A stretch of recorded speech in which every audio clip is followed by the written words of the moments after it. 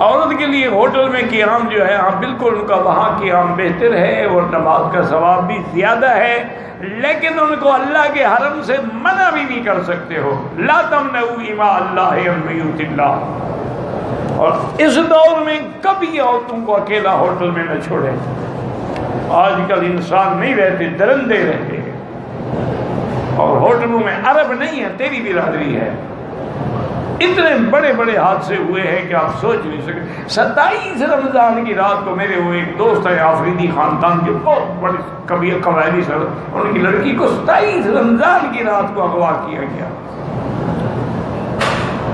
انا للہ و انا الیہ راجعون۔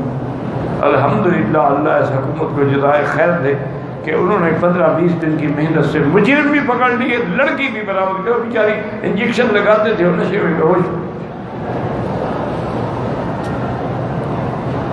وہ سردار تھا، اس نے کہا، انہوں نے کہا جی کیس کرو، چلاؤ نہ چلاؤ، مجھے بس یہ پتہ لگ گیا ہے کہ میرے دشمن کون ہیں، اب انشاءاللہ میں ان سے خود نمٹوں گا، ہم خان لوگ ہیں، ہم بدلہ لینا جانتے ہیں۔ اس نے اس کے پورے گھر کی نسل کو اڑا دیا۔ وہ بھلا لوگ ہوتے ہیں، اللہ رحمت کرے۔ پٹھان تو پھر پٹھان ہوتا ہے نا۔ یہ جب حجر اسود چوری ہو گیا تھا، یہ پٹھان ہی لے آئے تھے یمن سے جا کر۔ پٹھان بڑی تکڑی قوم ہے ماشاءاللہ، کرتا ہے مقاصد، قدرت کے مقاصد کی، اقبال نے کہا ہے نا، قدرت کے مقاصد کی کرتا ہے نگہبانی، یا بندہ صحرائی یا مرد کوہستانی۔ یہ بڑی بلا ہے۔ آسٹریلیا میں سونا نکلا نا، ہمارے پٹھان ادھر بھی پہنچ گئے۔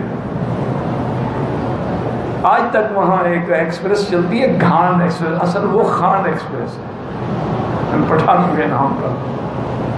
یہ عجیب قوم، لیکن ہے ایسے کہ گاڑی میں ولی، گاڑی میں بھوت۔ ایک منٹ میں ولی بن جائے گا، دوسرے منٹ میں رائفل نکالے گا اور ڈل ڈل شروع کر دے گا، نہیں دیکھے گا کہ مسلمان ہے کون ہے۔ ان کو گولیاں چلانے میں مزہ آتا ہے، شادی پہ بھی گولیاں چلانے، کوئی شادی پہ بھی گولی چلاتا ہے بنا، ایسی الٹی کہوں۔ میں ایک دفعہ جا رہا تھا تو میرے استقبال کے لیے جب یہ آئے نا جی، تو اتنی فیر کی ہے۔ میرے ساتھ ایک مولوی صاحب بیٹھے تھے، انہوں نے کہا حضرت ان کو روکو، میرا پیشاب تو کپڑوں میں نکل گیا ہے۔ میں نے کہا میں ان کو روک سکتا ہوں؟